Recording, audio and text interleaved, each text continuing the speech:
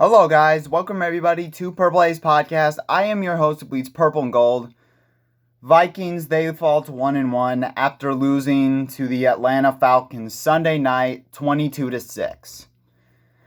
And there is one unit. If there's anything that deserves all the blame for last night's loss, and in this ugly loss, it's mainly the offense. The offense looked pathetic. They were underwhelming. They didn't make any big plays. They were soft. They were undisciplined.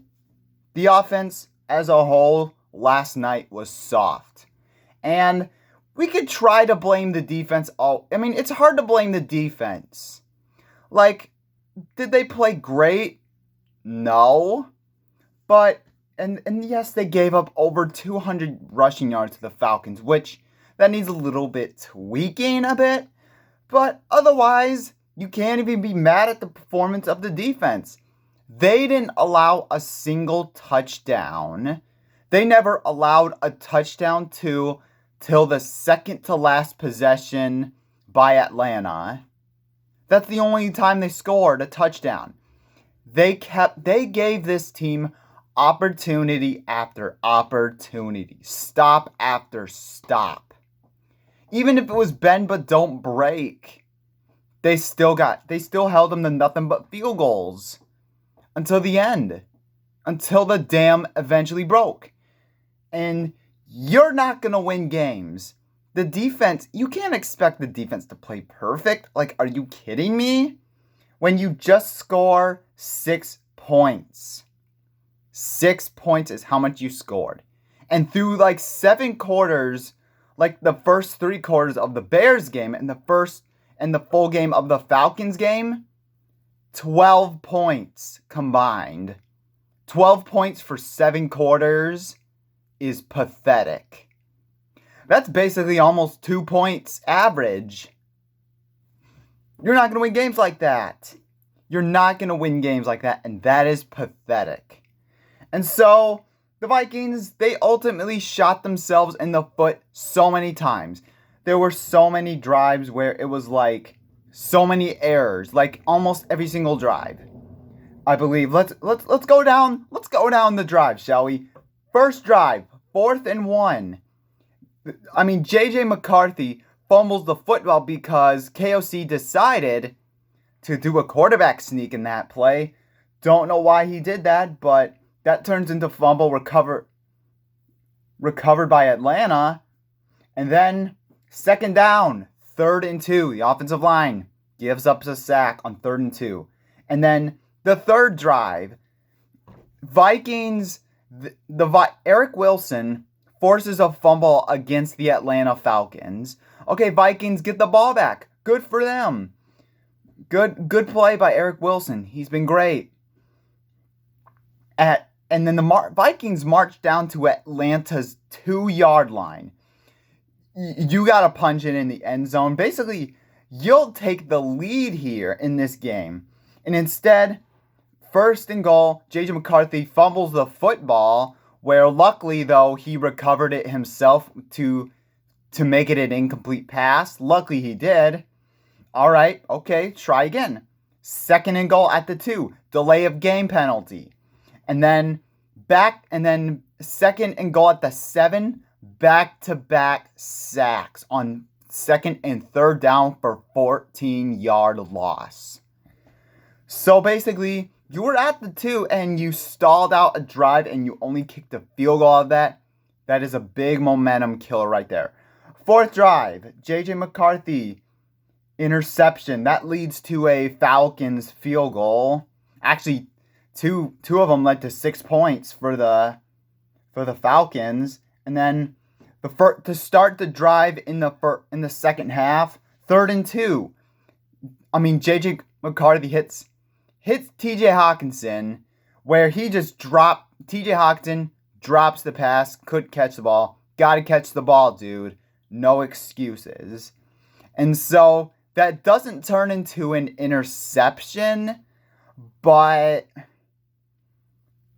I mean, I get that it doesn't turn into an interception, but still, you got to catch the football. It was right there in your hands. Can't do that. And then second drive, 3rd and 4. It's a 3rd and 4. It's still a makeable down. And then, I mean, the Vikings start off that with an offensive holding. And then 3rd and 4 turns into 3rd and 9 due to a false start by Brian O'Neill. Third drive, J.J. McCarthy fumbles yet again. He fumbles again. That leads to another Falcons. Field goal. And then the fourth drive, it's 3rd and 1. And for some reason, instead of doing a short of the sticks play there, that they've been doing, if they have no problem doing short of the sticks plays, why are we taking a deep shot? Why? On 3rd and 1. Run the football. Don't make it complicated, but instead, take a deep shot. It doesn't matter. Basically, then the Falcons score a touchdown, and then last drive, interception. Doesn't matter. Game's over. So, the Vikings in all of these self-inflicted wounds, like with so many short yard plays. Think of this. Makeable. 5 yards. Every time the Vikings were within 5 yards of making a touchdown or getting a first down, the Vikings were 3 of 10. 3 of 10, and that is pathetic. And so, starting off with the only people that showed up on this offense was Jordan Mason and Justin Jefferson. They were the only people that showed up that even gave a crap to get out there on the offense. The defense did their job. The offense stunk it up. The offensive line. What happened to the new revamped offensive line? I would say it's much worse than last season. They got about 5 sacks. Justin Skule was terrible. Walter Rouse came in, had a penalty. Brian O'Neill, he got worked. He had a bad day. Ryan Kelly, bad snaps. Gave up pressure. Will Fries, he's given up pressure as well. Donovan Jackson, I would say he's doing okay. He hasn't given up any pressure penalties, so I'll give him that. But Will Fries and Ryan Kelly, I am the most disappointed in this offensive line because the free agency, we were praising Kevin Kwesi for getting him, which I still don't blame him for that, but the offense, Will Fries and Ryan Kelly, dude. The offensive line has to get figured out, man. They cannot continue to do this, to be this bad. Because if you can't, because you couldn't protect your quarterback, you couldn't protect the running back, that's not acceptable at all. And then J.J. McCarthy. Okay, let's talk about him. 11 for 21, 158 yards, 2 interceptions, 0 touchdowns. J.J. McCarthy has looked awful. Whether it's inaccurate passes, he is hitting anywhere but the player's chest, It's either too high or too low to where the receivers, it's hard for them to make a play on the ball like that. Like, how are you can't just expect your receivers. You got to give them a chance. And you couldn't protect the ball either. 4 turnovers were solely on you, J.J. McCarthy. They were solely on you, dude. And I'm really disappointed. Look, it's your first starting year. I'm going to be patient and say that this is just a learning curve for J.J. McCarthy. I get it. 4 turnovers is not acceptable, though. But cannot keep this up, dude. Otherwise, you're going to have to put in Carson Wentz or Max Brosmer. Like, I'm sorry, but if you continue up, you're going to be on pace to be Christian Ponder bad. Like, I'm sorry, that's just how it's going to... If that's how it's going to be, then we're done with the J.J. McCarthy experience.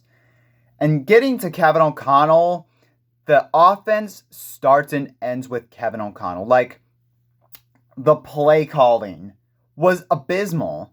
You didn't have the scripted drive. You were off to a slow start, and you never adjusted till then. The defense gave you chances. and you can't do it? Like, what else is the defense supposed to do when you just score 6 points? And you were running a short of the sticks plays, run plays, when it was so predictable. Why are you running? Why are you doing a quarterback sneak on 4th and 1? Why? And you can't punch it in the end zone? You're undisciplined. 8 penalties. You had 8 back-breaking penalties that altered the game. So you were undisciplined. You weren't your offense wasn't motivated. They weren't ready. They looked like a bunch of soft babies out there on offense. Like, seriously, Kevin O'Connell. Like, I absolutely like this guy in his speeches and all that, but what does that even translate to on the field? Like, I'm sorry, but he needs to give up play calling. This continues to be an issue. Like, okay, injuries, okay, yeah, that sucks and all that. I'm not saying injuries are good, but this is 2025. Like if we really want to blame this team, I mean, against the Lions last season, like let's go back to last season. Against the Lions, you got beat. In the wild card against the Rams, you got beat. How do you expect to win? Because that's when you didn't have any injuries. You had a healthy team on offense. And you can only muster up just nothing but field goals. Over the course of that, like, you only had one good quarter of offense in the 4th quarter against the Chicago Bears on Monday night. And the rest of the 7, your offense doesn't produce. It's because over the course of the game, and the bottom line is you never adjusted. Like, where was Justin Jefferson at? Where was he? And you only had 3 catches. He only had 3 catches for 81 yards. Where was he all game long? Why wasn't Jordan Addison getting more touches than Aaron Jones? And also the pre-snap motion penalties. Like, you're constantly lining up offsides. Why does this continue to be an issue? Who knows, dude? Like, I get it. It's week 2, but trending right now, they don't look like they belong on the same field as any of the teams. Like, what would have happened if you went against the Eagles, the Ravens, heck, even the Lions, the Packers? They look good. What do you think is going to happen? It's not going to look pretty in this current state. So, you got 15 more games, albeit you still have a long way to go, but that was just as sorry of a performance as I could possibly see.